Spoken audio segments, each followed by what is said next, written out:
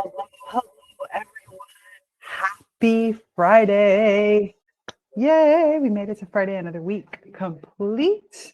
Another week where we hopefully got to do lots of amazing things. I know that we here in the Naturally Conscious community had an amazing week. There was, as always, so many things going on. We had a plant-inspired masterclass where we spoke about plant personhood, and then we took that into our budding artistry, where in the budding artistry, which is part of the Sprouts writing group, we created artwork to express and explore and think about whether or not we wanted to rename or rethink or redefine personhood in order to kind of give it the definition that we think is appropriate for the next year. So it was a pretty busy week. And we're not done there because, of course, it's Friday and we are going to talk about another paper.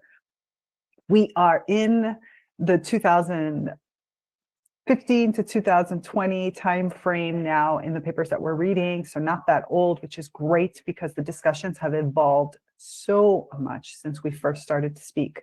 I mean, if you remember when we first had our conversations, we were having discussions around whether or not plants are actually conscious.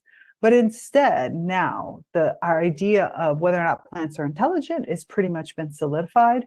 And now the question is more of, what does that mean for the new society that we're in? So right now we're heading into a period, I'm tailoring a lot of our papers and viewpoints and essays and such that we're reading to really cover this conversation, to elicit more of this fundamental conversation about what does a plant-inspired world, what does a world where we are true collaborators start to look like? Because these are the hard questions and these are the interesting conversations, and everything in the naturally conscious community is about really moving us in this direction. And in order to move into this direction, honestly, there is no blueprint. There is no way of looking at this. We have to create it as we go. And I'm extremely excited to be here to create that. So that is why we're moving into today. We're going to talk about a viewpoint paper that was written by one of my favorites, Monica Gagliano. Favorite from the perspective of she's so prolific. She's so out there. I mean, Stefano Mancuso, which you've obviously heard me talk about, and you might have read some of his books, who was my professor when I did my master's. Mancuso is fantastic of being very cutting edge, but unfortunately, his books are making it out into the mainstream world, like they're going out in multiple languages. But for whatever reason, his actual talks and other things like that tend to get stuck into the Italian press, even though he actually speaks English. But I see it more very connected to Europe. I see that Monica, who is also Italian, but because she lives in Australia and because she has connected much more into the circle of the plant humanities and a lot of the people that are having the conversations around everything plant intelligence, plant consciousness, and really is on the forefront, because Mancuso is a biologist. I mean, he is a botanist more than anything. I mean, he is a plant scientist, I guess is the best way to describe it. And so therefore, he tends to stay very technical in his understandings, where instead Monica, being somebody who comes from the marine biology world, so she is a biologist in that aspect, but she has chosen to go more the cognition route. And I think because she's stepped into cognition, consciousness, she's moving much more into the opportunity for us to have discussions at a wider range. And she's looking more about relationship, lifestyle, critical studies around plants,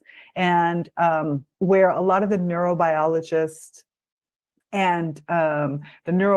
whether they're human or plant neurobiologists, are sort of getting stuck in the conversation that's just not useful anymore. I mean, the technical biological conversation is interesting, but it's really not useful for the mainstream society who really wants to know about day-to-day life and make decisions for themselves. So I think that this is why we're moving now into this really interesting realm where we're having much more discussions with philosophers. We're having many more discussions with artists. We're having many more discussions with psychologists and people who are human people, I'm going to start to now qualify that a little bit better, humans that are exploring what happens from this, from a humanitarian perspective, like what changes in our society and our social and our cultural norms as we acquire this new level of understanding and awareness around our plant friends.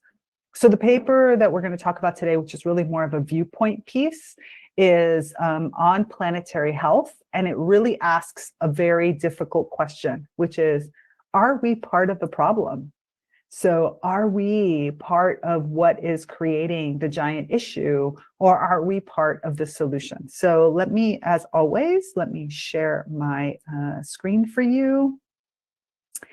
And hold on, here we are. We're moving into this. I am still in the south of Italy right now, so kind of enjoying my last pretty much week here in the south, and enjoying this beautiful pilgrimage that we do every year. So here's our paper. I'm excited. It came out in a publication called Challenges, which is a fantastic name, right, for a publication. It is a viewpoint piece, like I said. So this is not based on a study. This is based on what is Monica's experience and where she's trying to go with that experience, and what she wants to share with us of what she's learned based on that experience. Hold on a second, because I want to open this nice, and I'm happy to say that PDF reader just got like a little upgrade, and I really like this upgrade. It's so much easier for the work that we're doing together. Okay, so we're just going to dive into this piece because there is a lot to talk about here, and I feel like it's just better for us if we, now I have to open it correctly. Okay, so this is a viewpoint piece. It's Monica Gagliano. Again, at this point, this is 2018, so you'll see it was received in 2018 of September. It was published also in the same year. And Monica Gagliano at this point is in the Sydney Environment Institute. She is, I believe, no longer there. She's still in Australia, but she has now opened a laboratory around plant consciousness. And so we're going to see in her future publications how her kind of credentials change. So this is part of the Sydney Environmental Institute. This is also the Centre for Evolutionary Biology, which is a really interesting in the University of Western Australia, to which she was associated with for a while. The Centre for Evolutionary Biology, I recommend, if you're interested in these topics, to go and check out, because there are some really exciting conversations that happen around there. And then In Vivo Planetary Health, which is the Worldwide Universities Networks, which is a US organization. So these are kind of the three entities that she connects to in order to write this paper. And I don't know what, I just clicked on something accidentally. Sorry, my computer is a little bit funky today. I don't know why I did that. Anyway, okay, so let's read into the abstract and let's see where we go from here, and where we conclude with this, because I'm very curious as to how she looks at this question that I'm sure many of us ask ourselves on a regular basis, right? Are we part of the problem, or are we part of the solution, or probably we're part of both? So the abstract: planetary health, formally defined as the interdependent vitality of all natural and anthropogenic ecosystems, social, political, and otherwise, is a vast concept that has now entered the scientific lexicon. The problems associated with planetary ill health, biodiversity losses, climate change, environmental degradation, and other problems of so-called Anthropocene syndrome are considered so enormous that they can immobilize us. We may feel environmental guilt, but that alone cannot save us or the planet. I want to also state that I feel like I've been having this conversation lately with people where I feel like we're running into a brick wall over and over again by using this word climate change. Bear with me for a second. Obviously, there is global climate change. The climate is going to continue to change. This is not a doubt. I have this beautiful like beam of sunlight that's, from here it looks beautiful, but the way it kind of shows in my face is pretty weird. But all right, bear with me. I'm outside in the elements. We're going to have this type of thing. I was saying that I think that the word climate change, we run this huge risk. I really, talking about renaming, as we're talking about redefining, renaming, reclaiming certain words, I feel like the using this term climate change, where yes, it's concise, yes, it's easy to kind of spill out of your mouth, is a big mistake over and over again, because the climate is always changing, right? We've had ice ages, we've had moments, areas of the world, even before like humanity was so prominent on the planet. We've had areas that have gone through desertification, like they've become deserts, they've become ocean, they've moved. We've had continents that have moved into positions. And again, humanity has this way of thinking about how the here and now that I'm living in is the way that we should always be. And this is a humongous problem, because we should not be looking at the here and now as the always. And so I feel, this is my own kind of conversation, and I really would love to hear what you think about it. So please, feel free to leave me a message in the chat or, in the comments about what you think. But I think if we need to redefine or rename, more than anything, this concept that we keep calling climate change, think we need to completely accept that there is kind of like climate change that is natural, and therefore we should separate that out from the situations that are happening. Biodiversity losses also, I think, is another one of those big terms where a certain amount of biodiversity loss, as well as a certain amount of biodiversity gain, is also natural in our planet, as areas change and modify, and on a very gradual and natural perspective. We need to better, if we're going to reach the masses, if we're not going to just go use large scare tactics, but instead we're going to enter into the heart of minds of people who maybe are not as sophisticated to the scientific lingo, or who not understanding many of the implications, I think we need to rename these terms to something much more tangible, understandable. Like environmental degradation, on the other hand, in this phrase, I think is a great word, because that is about something that is happening. Pollution is another great. Other problems of so-called Anthropocene syndrome, I think, is another wonderful way of saying, what are the problems that we're creating? And pollution is definitely one. The biodiversity loss is something that I still think is a little too big, even though that's already better, because we are talking about how, the richness of our planet or of certain areas is being lost. But climate change, in my opinion, is a word that we have painted ourselves into a box of argument and discussion, because it's so broad that it's easy for you to argue against it and to negate the whole thing, rather than if you were to start to talk about pollution, if you were to talk about acceleration of climate change, for example. Accelerated climate change, for example, would be, to me, a better way of redefining it, because accelerated climate change is what is really the problem, because we as humans are not able to adapt to accelerated climate change. So I do think that we need to look at this with other words. My opinion, I'd love to hear your thoughts on it. Okay, because I feel like that is what's immobilizing us, is that these terms are so big that they don't even feel approachable. They feel like this natural phenomenon, and why am I supposed to step into it? Okay, so what is missing? What is missing is environmental empathy. I want to see where she's going with this, because I'm not agreeing with this, but let's get into it.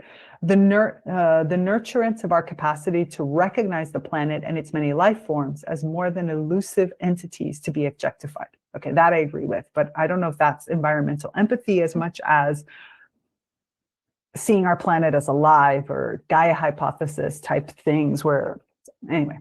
Although experts in planetary health have called for a more sophisticated understanding of the psychological connections between humans and the natural world, these appeals are almost exclusively cordoned off from the taboos of science. Applying concepts of self to non-human animals, and especially non-mammals, are generally prescribed. Here, I will personalize the planetary health concepts by describing my research-based endeavors on the Great Barrier Reef, experiences that would change my scientific career and personal life forever. By the way, she also talks about, let's see what part of it she talks about, but a big part of this she talks about in her book, The Spoke the Plant. The small damselfish, Pomacentris amboinensis, became the teacher, the student in me departed the reef with an education in environmental empathy and a greater understanding of the urgency with which we must alter our teaching in ecology and other branches of science. Planetary health as a unifying multidisciplinary effort generally lacks a narrative perspective in academia. I am hopeful that others will share their narrative perspectives and, in doing so, foster the growth of environmental empathy. Okay, so it sounds like she's going to hinge her entire conversation of are we part of the problem or the solution around whether or not we have entered into an environmental empathy. Okay, I can sort of start to see where she's going with this, but let's go farther into it to see if we can better understand her argument. Section 1, Introduction. In November 2015, the eminent journal Nature reported on a special event. It was the 21st meeting of the United Nations on climate change in Paris, where representatives from several nations gathered to talk about the intractable climate problem. I want to start using accelerated climate change or induced climate change. I don't know, which word's better, accelerated or induced? Anyway, after 2 weeks of heated negotiations with a great deal of caffeine consumption, the meeting resulted in a historic global pledge, namely to adopt international measures in order to reduce greenhouse gas emissions so as to curb global warming to below 2%. 6 months later, the same journal reported about the Great Barrier Reef undergoing the most severe bleaching event in its history, as a result of temperatures unremittingly creeping upwards. A year later, Nature reported again on the coral crisis triggered by warming oceans, right at the time when kilometric aerial surveys were revealing the unfolding of yet another severe bleaching event on the world's most famous coral reef. Reef scientists desperately call for an immediate reduction of greenhouse gas emissions for a chance to save the reef from dying. Okay, while scientists and economists together warned that in order to keep us below the 2 degrees Celsius mark, no new coal plants could be built from then on unless they have zero emissions, the Commonwealth Government of Australia was busy issuing a lease for a new coal mine in Queensland, the biggest coal mine in history, estimated to generate about 5 billion tons of greenhouse gas emissions and to cost Australian taxpayers billions of dollars in subsidies. Aside from the fact that the mine lacks economic viability and its approval is contrary to public interests, if built, the increased shipping and dredging activity would directly cause irreparable devastation across the world's most famous reef. Okay, here's why I've said we need to change and redefine these words. We're talking about increased shipping and dredging activity, right? That is not a climate change problem. That is the fact of directly impact, so human impact problem. And that is something that is preventable. And if we were to extract that out and have a conversations about specifically those things, rather than dumping it into the global term of climate change, we would probably have a little bit better traction. I know this sounds so benign. It sounds so stupid because you're like, well, Tigrilla, there's all these conversations, people know that these are part of the issues. It is. But when you talk to the general public, they don't see the details that we're going in through now, right? That's the reason why I do this with you. I do this here, even though we're not all scientific folks and we're not all super technical, but I read these with you and break them down because it is important for us to better understand the terminology that is being used in the news and the media and all these other conversations that are just too big to grasp your heads around. So let's break it down into its smaller parts and let's have a lot of these yes, it's an ecosystem. Yes, it's a whole systemic problem. But if we don't understand what the components of the problem are, we're going to feel powerless to look at the whole. We're not seeing, we're only seeing the forest and we're not seeing that there's trees and grasses and ferns and, other kinds of animals and spiders and all different types of bacteria and fungi growing in the forest. The entire saga is, to say the least, puzzling. The reef is not dying because of climate change. See what I mean? See what I mean?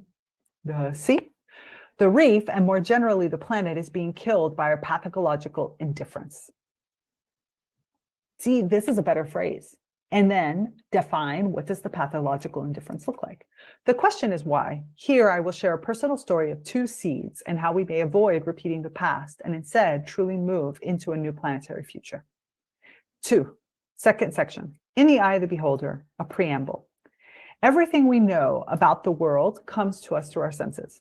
Sensing and absolutely true. And this is the reason why here in NCC, a lot of the different programs that we have are all around expanding our senses, like getting our senses to be to our perception through our senses to expand that to its full potential. Because when we experience things through our senses is when we truly get to understand through experience rather than just through intellect. So everything we know about the world comes to us through our senses? Absolutely. And here at Sprouts, we are expanding our senses to the maximum possible as the beings that we are in order for us to better experience and understand the world so that we can then create the world that we want to live in.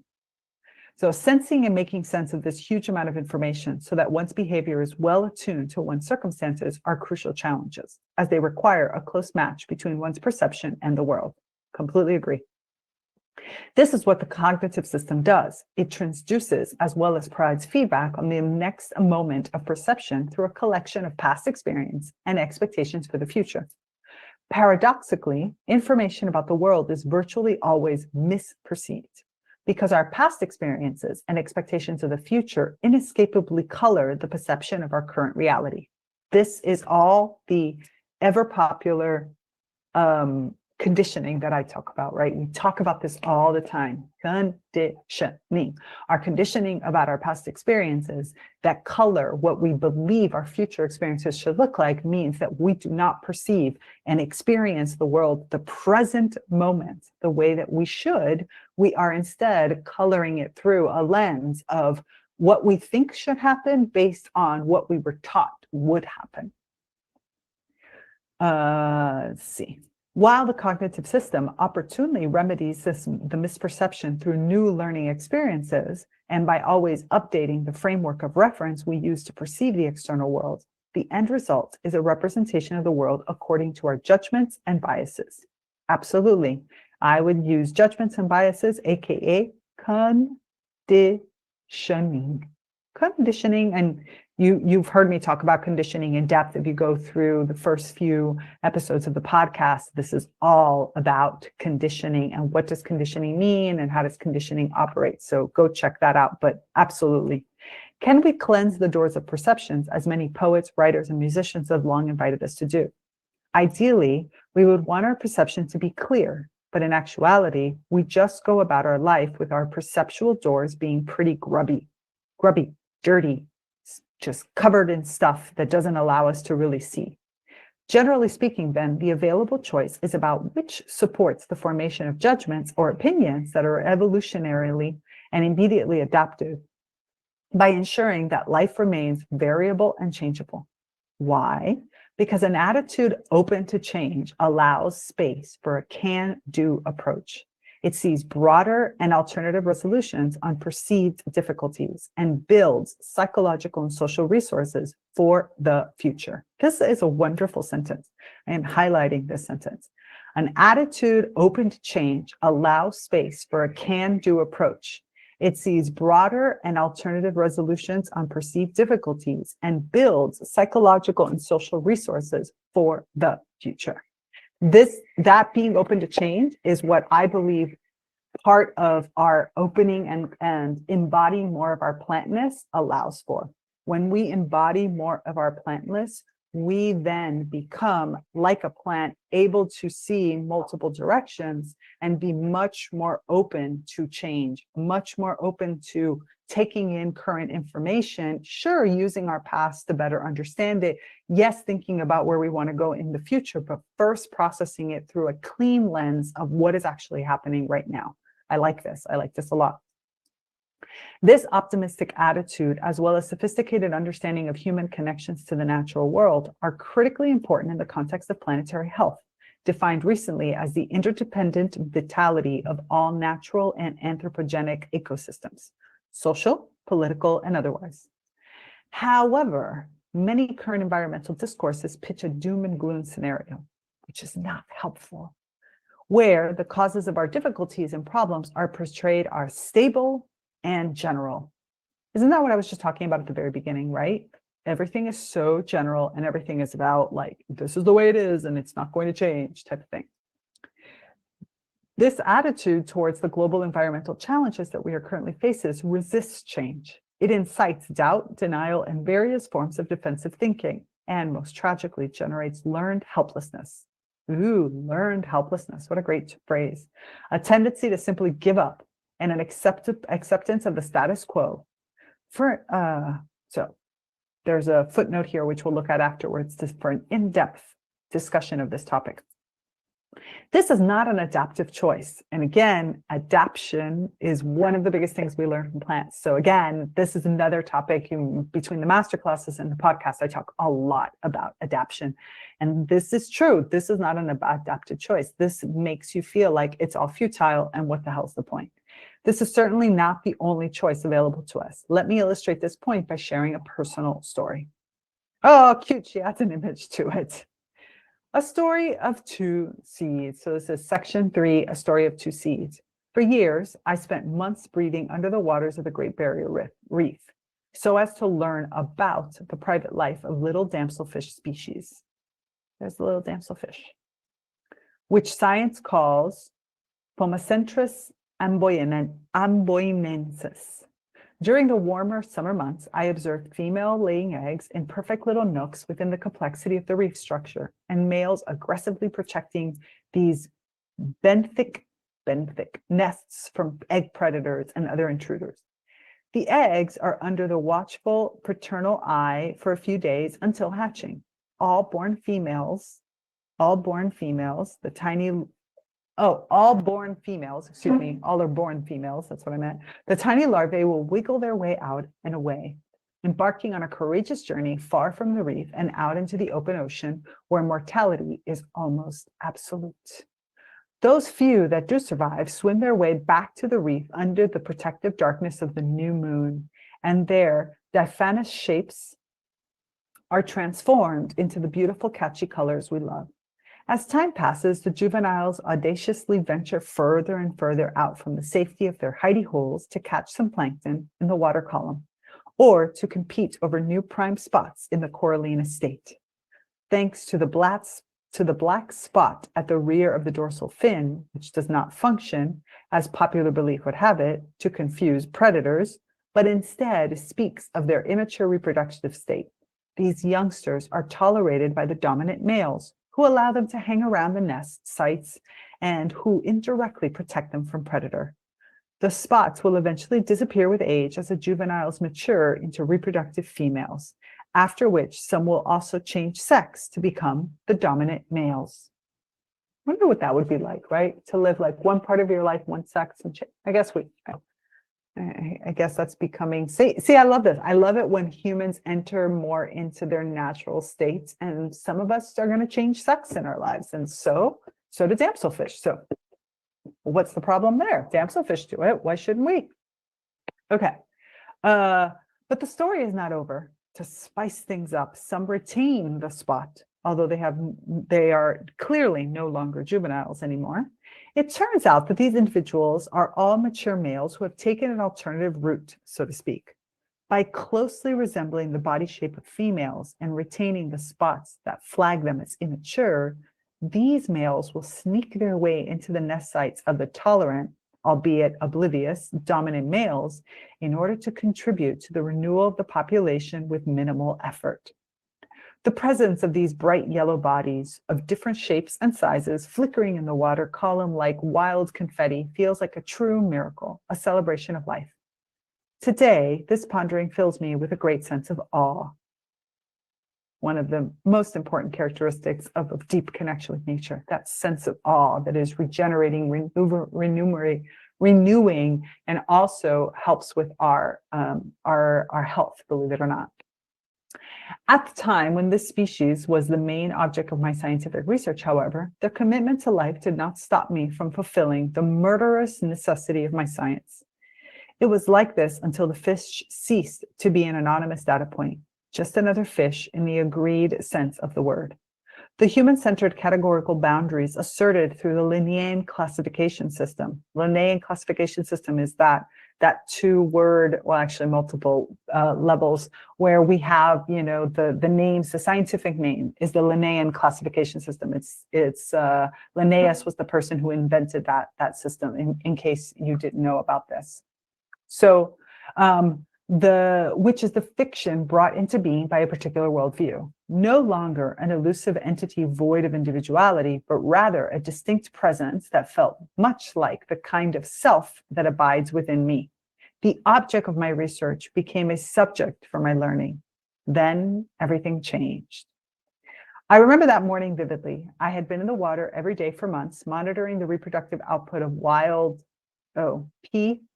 amboinensis, which is the damselfish pairs. Every day we encountered each other at the edge, where the safety of the reef ended and my hand was stretched out and open. A week into the study, these wild animals snuggled inside my hand as my fingers gently curled around their scaly bodies and then uncurled open again. They knew me personally. I knew them one by one. On the last day of my study, I went into the water with the intention of saying goodbye before returning in the afternoon to capture and kill them all. By the way, Monica talks also about this story in her book, in Thus Spoke the Plant. And it is what triggers, I'm sure this is where she's going to go with it. No spoilers, sorry to spoil it a little bit, but this is what triggered her switch from being a marine biologist and moving into the cognitive sciences around plants. Like, she really got to a place, and I think that this is probably where this paper is going to go with it. This is really what triggered her conversion to understand this fact that we as science, and I was thinking about this the other day because I was listening to a report about a specific area of research, and I was just thinking about how many, it was one with mice in this particular case, but I was thinking about how many mice had been killed, altered, basically zombified in order for them to reach the conclusions that they did. And I have to say, it was gut-wrenching. Like, I kept saying to myself, I wonder how long it will take us to get to a world where we look back on something like that and think, how could we have been such barbarians? How could we have been so naive to think that we could just manipulate another species in that way? I mean, I understand that people say, well, but for science, and I'm like, I don't know, man. I'm trying to think of if this scientific approach that we're taking, that we think is so advanced because we can manipulate all these genes and all these different perspectives, in reality is only an excuse that we use because we're not able to connect into our bodies and understand the healing process. But that is the reason why I think that the form of the Grail has now changed to illness, and where we're moving in this direction of understanding evolutionary, like, what is the evolutionary power of illness, and what is our body, how does healing truly work from a perspective that does not entail me modifying and zombifying other species. But let's see where she goes with this. By the way, if you've never heard me talk about the Grail and illness and all these things, it is a big part of Kickstart Your Conscious Revolution, which we're going to have another edition coming up in probably November. So that's the place to go for that, because this is a big part of the discussion of understanding the evolutionary reasons for illness, and how the Grail and the power of the Grail is really there to help us better understand this, and healing and illness and all the combinations. But I'm not going to divert over there right now, but that's the place where you want to go. Okay, let's see. I had done okay, okay. That morning, not one was in sight. No one was approaching me, let alone my open hand. A chilling sensation filled me. In that moment, I knew they knew. I felt the blood of all the past killings I had done in the name of my science, and a dreadful feeling of guilt arrived in my heart. Frozen and not knowing what to do, I did what I knew. That afternoon, I went back in the water with nets and catch bags and killed them all. I understand now that theirs was an incredible sacrifice that delivered the one gift that would change everything. Because through the intimacy of our encounter, the time spent being together and being with each other had broken down the taxonomic boundaries. In this permeability, a true nakedness had emerged, the kind of vulnerability necessary to establish openness. They taught me empathy, and I never killed again. It has taken almost 10 years to recognize that what occurred that day on the reef was one of the most significant events in my career and personal life. Empathy had enabled me to perceive in the fish as someone that felt much like the kind of self that abides within me, as Barbara Smuts has been able to perceive in her baboons, for example. Of course, applying a concept like self to a fish or non-human other is very controversial and even taboo among scientists, because we are not sure how to define it, and its subjective dimensions resist other current scientific methods. And this is exactly the conversations we were having, right? When we talked last week about the political voice that Brian Lau, it is about saying that in this case, it's the political voice of plants and creating a device. It is that case of saying a plant is a self, a plant is a being, a plant is a person, right? This is why we're talking about redefining personhood. Like, what is the right? Is it the term? Is it reclaim the term so that we have an animistic? If you listen to the plant-inspired masterclass that I gave on Tuesday, which is inside of Blooming Sprouts, and you will be part of the conversation that we're currently having in there around the idea of personhood. How do I rename it? What is it? How do I explore it? And should it be the animistic view where we look at there's plant persons and human persons, and there are rock persons, and there's water persons, and there's air persons, or wind person, I guess it would be wind persons. And each one of these persons has their own characteristics, their own way of being, and their beingness is enough for them to be recognized as a person?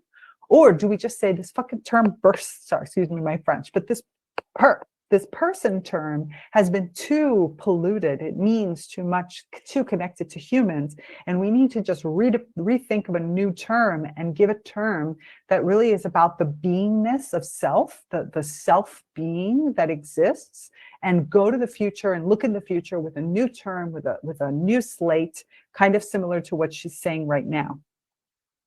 I don't know. What do you think we should do? I mean, this is what we're talking about here, to look at it.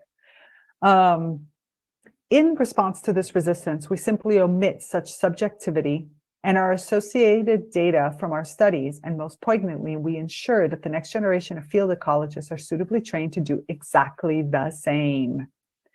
What we fail to recognize is that in the encounter, we too are subject to the other. And through the encounter, we have entered a shared inter-subject space with the other, one that transcends without negating the individuality of the parties, the personhood of each individual that is part of this exchange.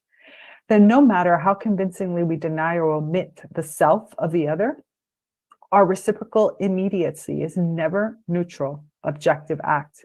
No matter how strongly we resist the full presence of the other, the encounter always changes us, constantly reimagining both parties anew in a space of interdependence. This capacity to feel our way into the being of another is an inherited skill we all have and can use to be fully present with the world. So what would the world look like if we chose to teach this to the next generation? It's a great question. So, section 4, the moral of the story. I call this the story of two seeds, namely guilt and empathy, because I had been given the opportunity to choose to plant one of them to change my life. In the wider global context, I feel we have arrived at the same point of choice, an opportunity to change the world. So which seed shall we choose to plant in our collective garden? We have zealously been planting environmental guilt, now fashionably referred to as the Anthropocene. Oh man, this goes back to exactly what I was saying at the very beginning, right? The fact of this Anthropocene, the fact of the terms that we're calling, they're so huge, they're so massive, they're so, they don't take into consideration the fact that some of this is the natural occurrence that we need to adapt with, that we need to enter into relationship with and adapt and work with. And instead, we're all looking at through the eyes of this like giant bad behavior that paralyzes you in a horrible amount of guilt of I'm a horrible person and therefore there's nothing I can do, so I just might as well keep doing the same thing I've always been doing. To me, this word smells moldy. It smells of patriarchal colonialism, still celebrating our dominion over the environment while religiously confessing our sins of devastation and hoping for redemption. But environmental guilt cannot save us or the planet. Environmental psychologists tell us that guilt is an emotion that only works when people are faced with small issues. This goes back to what I was saying about the words climate change at the very beginning, right? We cannot keep using this immense term. It's too big. And therefore, we don't even know what parts of it to feel guilty for. So we feel guilty about the whole thing and it paralyzes us. Where instead, if I had small points and I can feel guilty about them, I could be productive of using that guilt to work towards another area. But you can't do that when it's so big. You're just stuck. When the challenge is perceived to be too big, our current task of planetary proportions, guilt overwhelms and immobilizes us to be in the state of hopelessness and helplessness, just as I did with my fish. We freeze and end up doing what we already know, repeating past actions that have caused the very circumstances we are trying to resolve, and thus not allowing us to move into a new future. To choose guilt is to plant the seed that ensures the individuality of the other.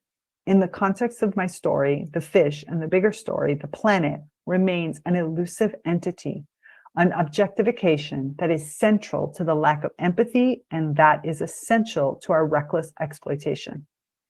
Yet, we can plant and nurture the other seed, the seed of environmental empathy. Empathy is a seed of wisdom, central to our human capacity for truer care, and it is essential to our creative inspiration. To choose empathy is to plant the seed that ensures we encounter the other, one who is constantly beckoning us to open fearlessly and to discover who we are. Just like in my own story, empathy is the inspiring seed that changes everything. By making us available to real change within and out, planetary well-being is the inevitable outcome. This brilliant turning point is only one little seed away.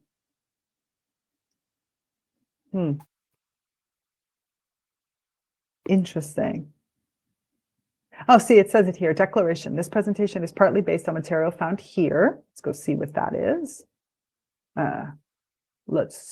We'll see. I'll open that in a second. And then, in the author's trade paperback, it's a bad way of putting it, Thus Spoke the Plants, a remarkable journey of groundbreaking scientific discoveries and personal encounters with plants. So this is what I was, this is what I was saying, that the book is a big aspect of this. She tells this story of it. And I really like this story of these two seeds, the idea that guilt is racking us. I still don't know if empathy is the right word, but I think it is the right concept that we're moving towards. I feel like it really is an important place of where we're going, which is the need for us to move towards this giant empathy. As a matter of fact, today I was reading a book, a Damanhurian book in this case. It's based on the research of a group of people, and then it was written kind of condensed in by one person. So as you've heard me talk about before, there's these elements, and then there's these archetypes. I use this term kind of like our deep patterns that we have to identify. And then there's these archetypes that have been lost to humanity.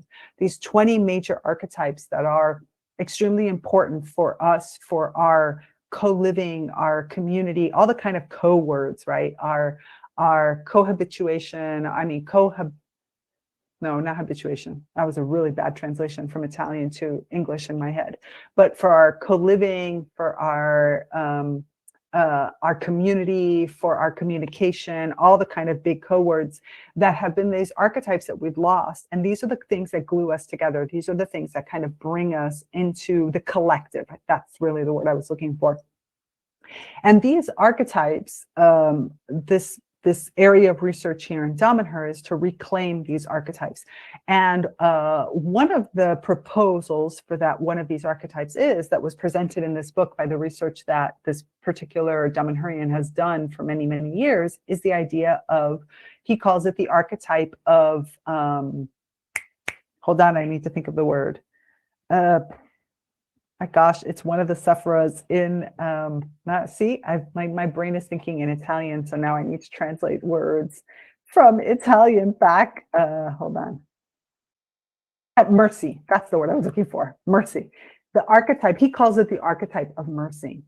And the archetype of mercy, in his opinion, is when a person, we tend to think of sacrifice and mercy in these very negative terms, right? The person who is merciful, the person who is very forgiving, tends to be a kind of a little bit of a little bit naive, tends to be somebody who maybe is not in the know, where his opinion is that when we reconnect, when we recuperate or rediscover the archetype of mercy, we will discover, which I completely agree with him on this, that the archetype of mercy is really the archetype of mastery, where I am so comfortable in my mastery that I can allow for differences, that I can be merciful of all exchanges and all ideas, and I can look at everything with its merits.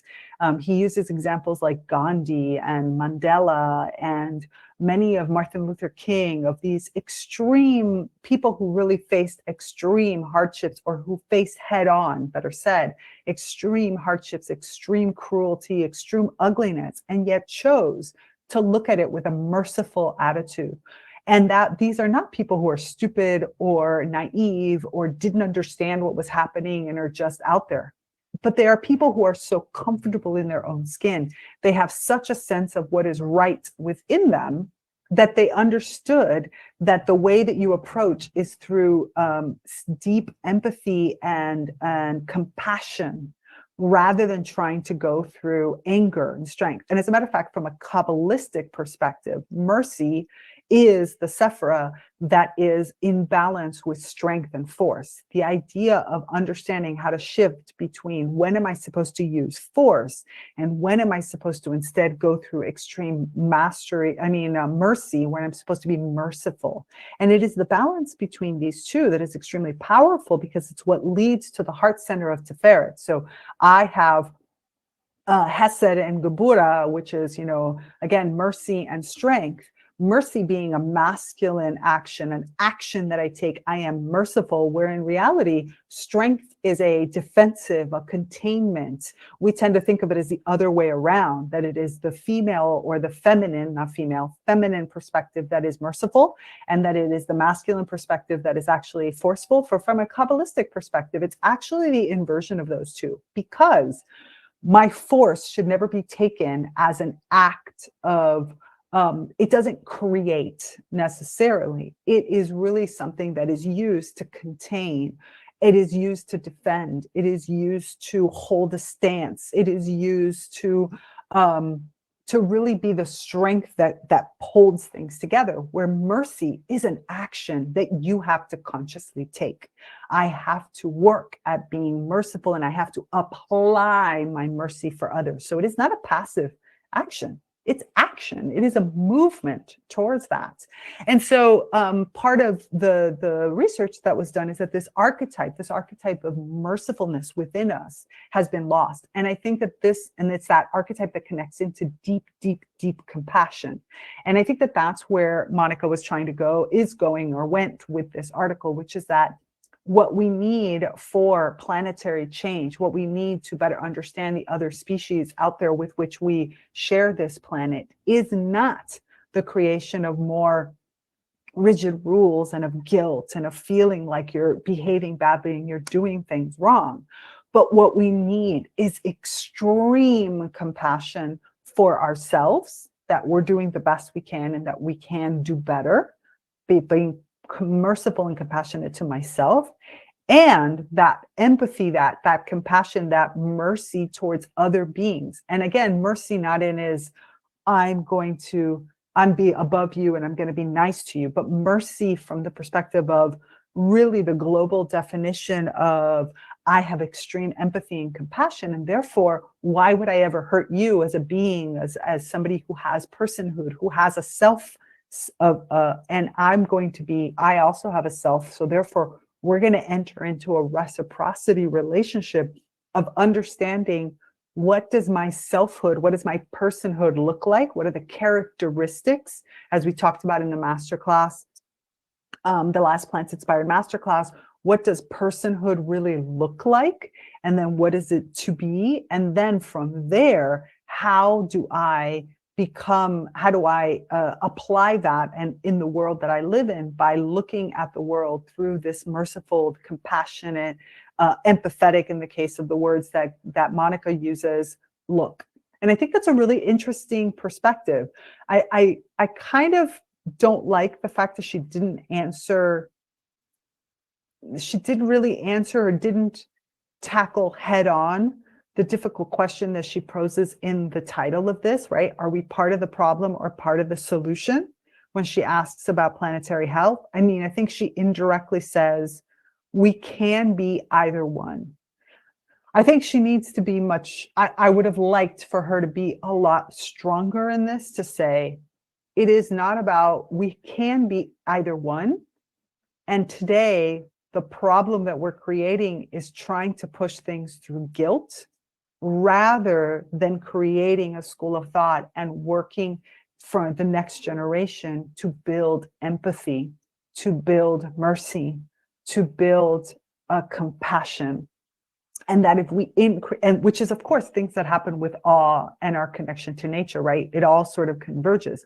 The more I am connected to the natural world in whatever way, the more where I enter into a relationship where each being that I encounter in nature is a being in and of themselves, but is not necessarily a being that is just a collective, but instead I'm looking at a tree. There's a eucalyptus tree in front of me, and I am seeing that eucalyptus tree for that eucalyptus tree, which is different, and the characteristics and the relationship with the birds is different than the other eucalyptus tree, which is only 20 steps away. And I think when we enter into that relationship, that's where we can we can start changing our way of interacting with planetary health. So going back to her original question, right? Planetary health, are we part of the problem? Are we part of the solution? The question is, we can choose to be either one based on the seeds that we plant, using her metaphors. And the seeds are guilt, puts it as part of the problem. Empathy puts us as part of the solution, or at least paves the way for us to open ourselves and be in a solution landscape and moving towards creation of solutions. So a lot of concepts, I think, that came up here and in her conversation, right? That the idea that climate change is too immense of a problem, and not all even our own doing. Like, yes, some of it is part of our undoing, and so we need to break that down into its constituent parts.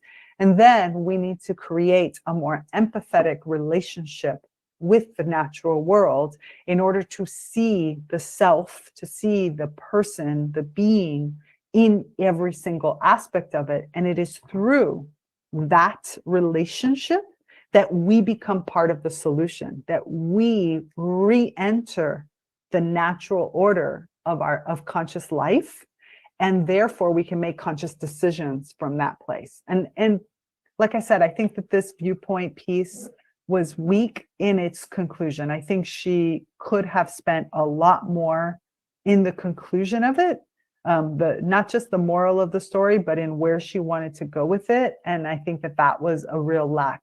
I'm going to look really quick of whether or not the link, I was trying to see, because you know how she has we saw a link at the very bottom of it, which is to the story of two seeds.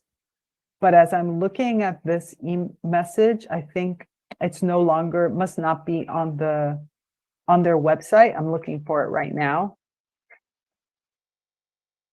Because the link that oh, here it is.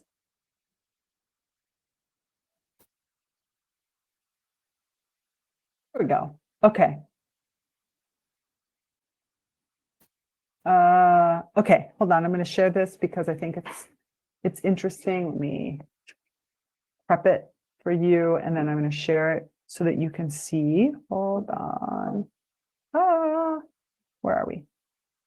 So that you can see the paper that this originated, because I think that there's some extra pieces in here that would be nice for us.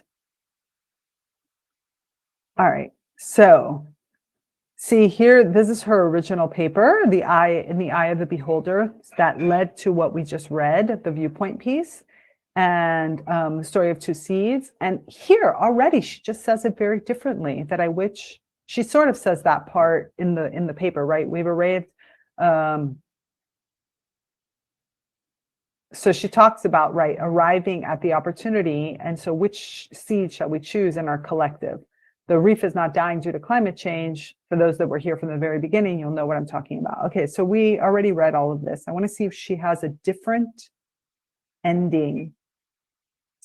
It sounds like, but the same. This is pretty much what she wrote in the other one. Empathy is the seed of wisdom. Nah, she doesn't. Unfortunately, just like her own story, she just talks in general. I mean, she's a little bit more clear, right? Empathy is a seed of wisdom, central to our human capacity for true care and essential to our creative inspiration. To choose empathy is to plant the seed that ensures we encounter the other who is constantly beckoning us to open fearlessly and discover who we are. Just like in my own story, empathy is the inspiring seed that changes everything. By making us available to real change within and out, planetary well-being is the inevitable income. This brilliant turning point is only one little seed away. And I think that's a little bit more clear than the ending that she had for our the original piece. So I wish she kind of would have gone in that direction. But that's it. I mean, this is what where we are right now. I'm very curious as to your own thoughts about this opinion piece that Monica wrote, right? Planetary health, are we part of the problem or part of the solution? I would love to hear your thoughts in the comments as to whether or not you think that we're part of the problem or the solution, or better yet, I think a lot of people think we're part of the problem. I mean, but the question is then, how do we become? I think an more interesting question is, how do we transition? And I think this would have been a better title for her. How do we transition from being part of the problem to being part of the solution? And her response is that it's through empathy. It's about teaching empathy, about creating empathy, about being a part of empathy. I'm very curious as to what you see that. And so, you know, I love when I post this, I'd love to hear your thoughts and for you to explore this topic with me. So that's it for another week of commentary. So about another paper, we are moving through. There are so many good ones coming up. I have so many to look through every week that I'm just like, which one do I do? Which one do I do? So I welcome all of your feedback. And, you know, we have another exciting week coming up in the Naturally Conscious community.